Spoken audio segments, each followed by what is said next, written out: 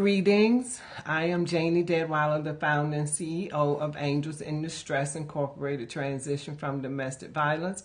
I am also the CEO of Victory Coaching, Victorious Intervention, carefully training on restoring yourself. Yes.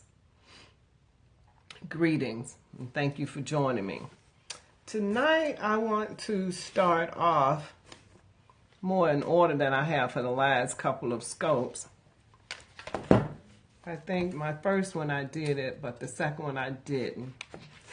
And we need to always acknowledge who God is, because if it wasn't for him, I wouldn't be here doing this.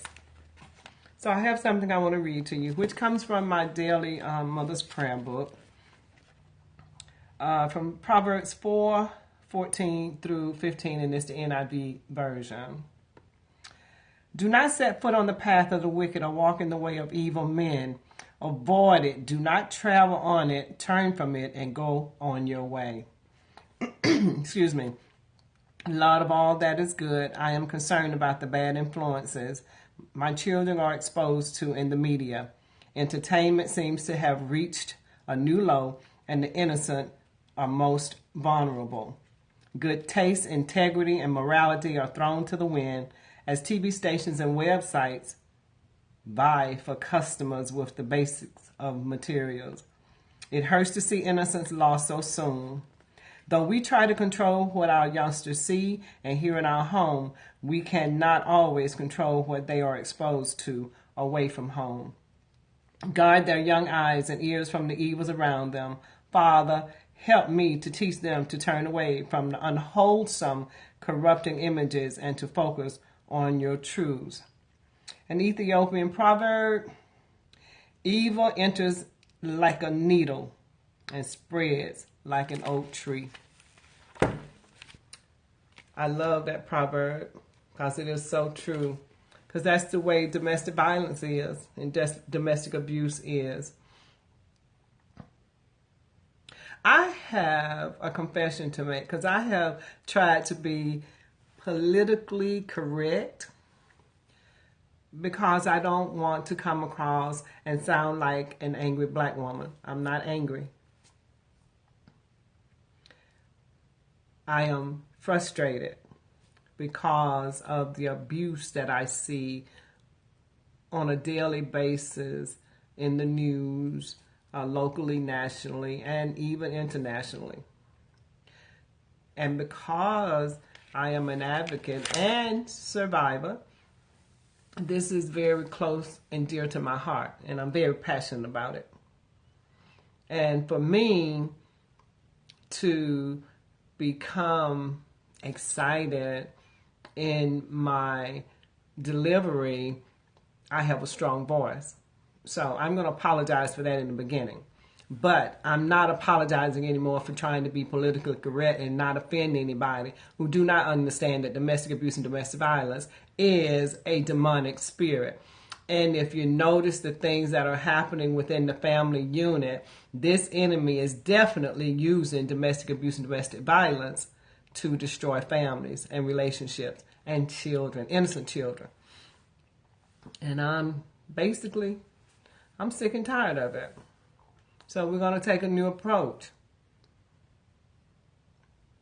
What is it are you hiding in your family that you know that's abusive and you're not saying anything about it? What is it that's occurring in your family that's abusive and you aren't telling someone that this person, this child, this mother, this uncle, this nephew may be being abused? You know, one thing I've come to hate are those family secrets.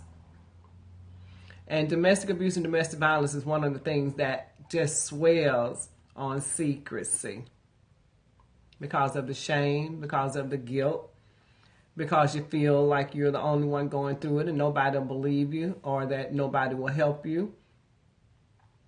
And we've got to come to a place to understand that one way we can defeat the enemy is to just expose him. Just expose him. Expose her for whatever the case may be. We've got to tell somebody. We must tell somebody. Is your partner hurting you? Why won't you tell? I understand better than anyone why you won't tell.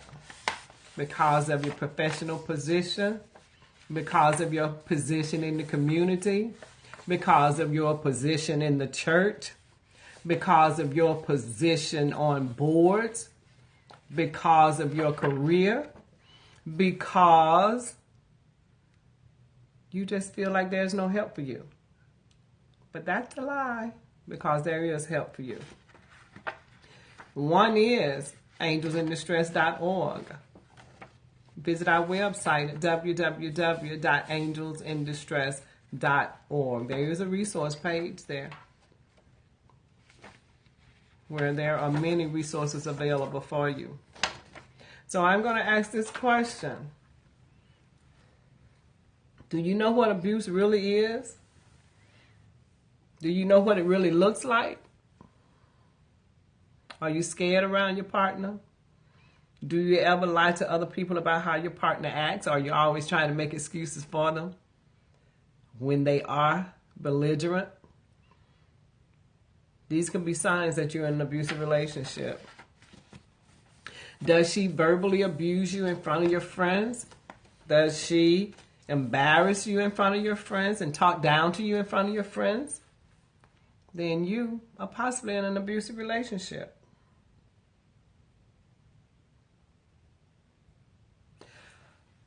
Is your partner calling you names? Keeping you from seeing your friends, your family,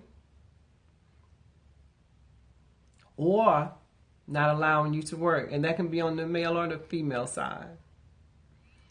If they're invading your privacy and reading your mail, your emails, your texts on your phone, or taking your phones and or infiltrating your phone calls or tracking them. If they are threatening to kill themselves or herself, understand this. If they don't care anything about their own life, they do not care anything about your life. So you really need to pay attention to that red flag. Because they're letting you know verbally, I don't care. Because I don't feel like I'm worth anything. And that's really what's going on. The abuser is the one with the insecurities, not you. What can you do? You can call 1-800-799-SAFE. It's 1-800-799-7233. And that's the domestic violence hotline. You can call it at any time. And there will be someone that can help you find a place to go to. You do not need to be a citizen of the United States to get help for domestic violence. I know a lot of times immigrants come here and they feel like they aren't entitled to benefits here in the States, but you are. And one of the first things you can do is dial 911. Because if you dial 911, the police officers are required to come. They are mandated to come. And they are also mandated to make a report of your incident. So don't let one tell you that he can't take a report or she can't take a report. You request a report, they must take one. Yeah, I'm doing a bit of reading tonight because I'm going to my resources. Now is the time to see God in others. All kinds of exciting possibilities open up when you decide to look for the image of God in other people. Instead of thinking about their faults and foibles or judging them by the standards of a critical society, you begin to see the sacred spark within them. Instead of just taking others for granted, you become aware that everyone is precious in the sight of God. Open your eyes today and become aware of the God-given uniqueness of every human being, the untapped potential each person carries within. In every human face is visible the faces of others, veiled in a riddle. Nicholas Akusa. Now, you may say, well, why would you read something like that? Every human being is created to be loved. Does it always happen? No. Is there something that may look like how they define love? Yes. And this happens sometimes when someone has been broken, they've been traumatized early in life, or they are reared in an environment that did not teach them what it was truly like to be in a healthy relationship. So this sets them up to be abused. So how do you see the good in an abuser? You have to ask the question, what happened to them? Something happened. Something happened to them, and possibly early in life, where they felt they had no power and no control. And in not having any power and control, this, in turn, has been defined in their definition of relationships, is that they must have power and control over whoever they're in a relationship with. And this can also happen in friendship. It can happen in friendship with girlfriends. It can happen in friendship with siblings. It can happen in friendships with brothers. So you have to understand that when people come to you and try to control you and have power over you, it's coming from a place of their own insecurities. And what they really need to do is seek some help. Seek some help. When I first started doing Angels in Distress, excuse me,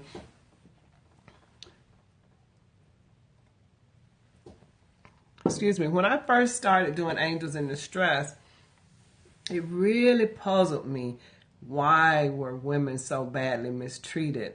And I went back to like 746 BC and just came forward in the history of women being abused.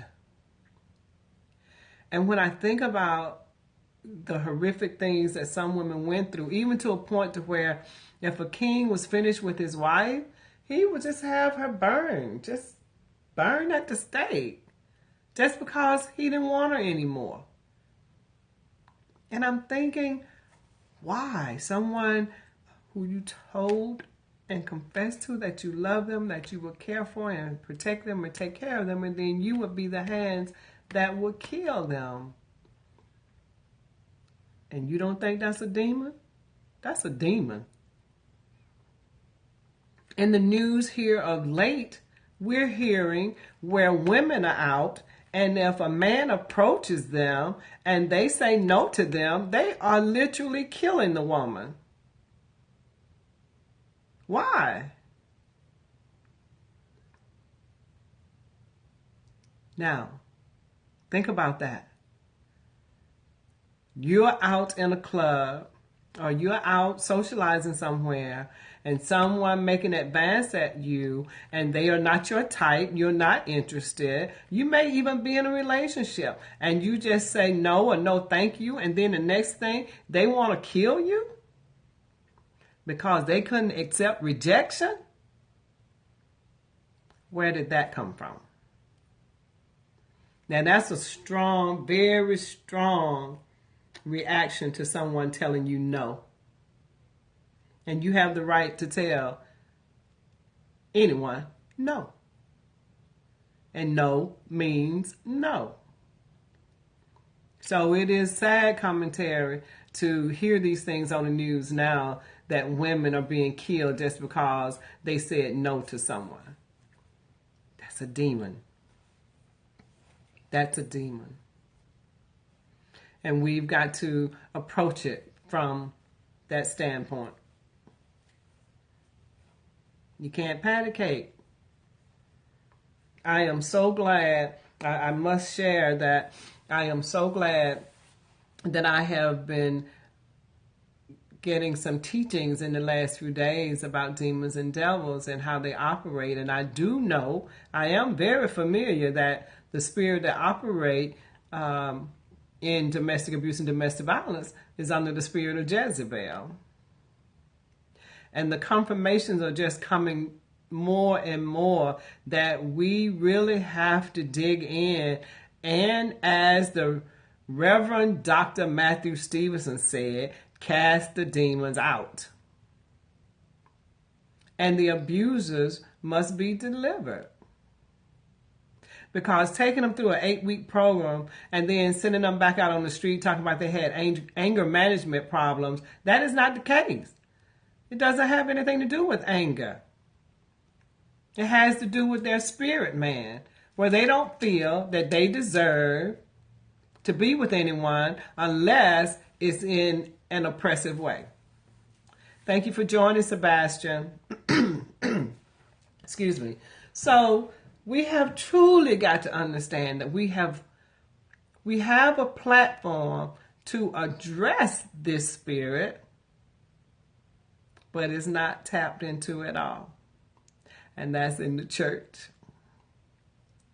And you know what disappointed me when I found out that sometimes the minister, thank you for the hearts, thank you, that the ministers in the pulpits, they are abusive. That's why they don't want it in the church. They don't want you to be educated about how to identify this spirit. They don't want you to understand that the abuser, although very ugly at times, was abused himself or herself. That's why they feel like they have to abuse. Also, for the victim generally is a person that feel like they can help fix somebody. So true, Sebastian, that they can help fix somebody. But you cannot fix another person's problems. You cannot fix another person's troubles. Can you refer them to some help? Absolutely. Excuse me. And that's what we want you to do. Excuse me. We want you to be able to refer them to someone that can help them deal with their own trauma. Because abusers have been traumatized at some time in their life. And then for the ones who are victims or survivors of domestic abuse and domestic violence, they generally have been exposed to it and then feel like they can fix anyone that may be that way, that they want to help. And a lot of times that sets you up to be abused. And you know, the abuser is crafty. The spirit is crafty. It checks you out to see what your heart is like. And then it'll try something. It may start off with verbal abuse. They may start off with emotional abuse. They may start off with mental games to see if they can play mind games on you. And then a lot of times what happens is that they're just what you need them to be until you become emotionally attached. And then when you become emotionally attached, it's much harder for you to make a conscious decision that no, this is not where I'm supposed to be. This is not where I'm supposed to be. And it makes it much harder. Excuse me. And a lot of times, you know, children come involved in the relationship. And then a lot of people feel like, well, I have to stay because of my children. Well, I understand that. And everybody want a family that is together. However, if it's an abuse situation, that's not good for the children. Because the children are exposed to the abuse. The children in their formative years, if they're seeing it from 1 to 5, they think that it's okay. And it's not okay. It's not okay. And then when they're growing up and they're coming out into the world, they're trying to understand why the people that they are getting involved with do not respond to conflict the way that they do. Because they've been exposed to these violent environments or these abusive environments. Why will the church not address it? Why will a clergy in the church have someone come to them and ask them for help in domestic violence, and they send them back home and tell them to pray?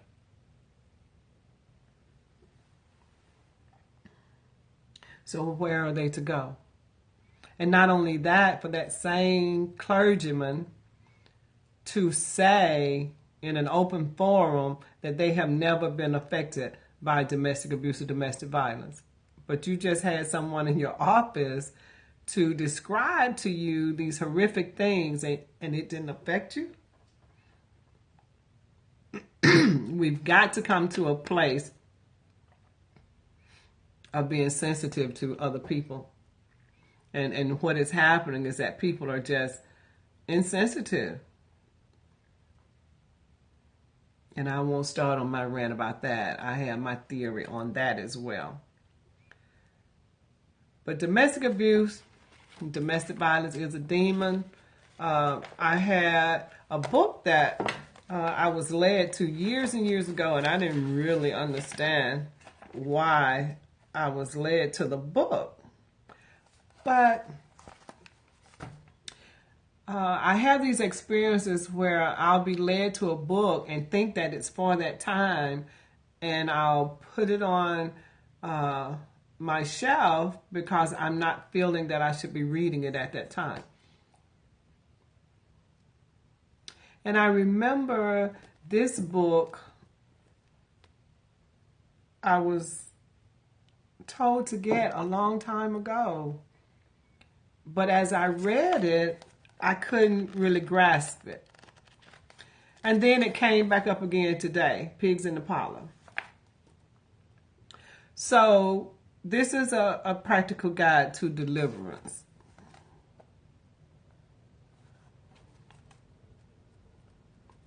And after a couple of messages that I listened to in the last couple of days, I understand that now is the time. Now is the time to read this book because Angels in Distress is evolving. So now I get it. I get it. The Angels in Distress is evolving. And in Angels in Distress evolving, because domestic abuse and domestic violence isn't carnal, it can't be handled with a carnal mind, there will have to be a means or resource in place to help people be delivered from it. And the reason why I say that people will have to be delivered from it is because you will have generations, generation after generation after generation, that has abuse in their family. I've had people tell me, well, I saw my uncle beat my auntie up all the time. My sister and I was having a conversation over the weekend, and she brought that up. We were talking, she was talking about Angels in Distress and everything. And I was telling her to just keep me, covered in prayer regarding it. And she said, when we were young, you remember when we were always, and I'm not going to call the name of the uncle, although they're passed on now, but the aunt isn't. Excuse me. And she said, we would always be able to tell when he came home if he was going to fight our aunt. And it's amazing what the mind will block out. It's amazing what the mind will block out because I put it in a back corner. I did. And I remember being so terrified. I remember crying and hiding because they would go on such a rant. So that was something I was exposed to at an early age. And not only that, even before then, when I was 7 years old. And that's the reason why the book is being written. The Metamorphosis of a Caterpillar. All butterflies aren't free. And it's going to tell my story of how it started for me. And traumas usually do start when you're young. And it's important that we have them attended to and healed. So you don't have to be 40 and 50 and 60 years old trying to become delivered from these things. Our prayer is that you will seek help early on to be delivered so you don't carry it into your next generation, that there will be freedom and not bondage in the next generation in your bloodline.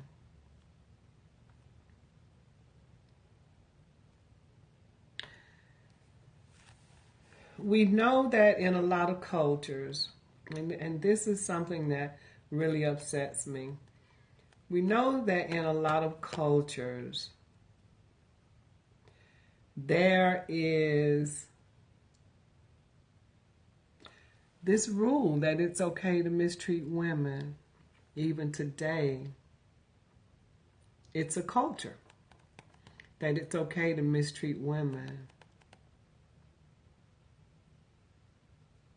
But when I think about who God used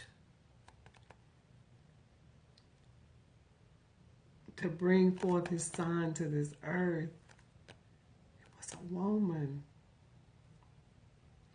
And it grieves my heart sometimes when I think about it, but what is it? What is it that would make a man want to be so mean to a woman?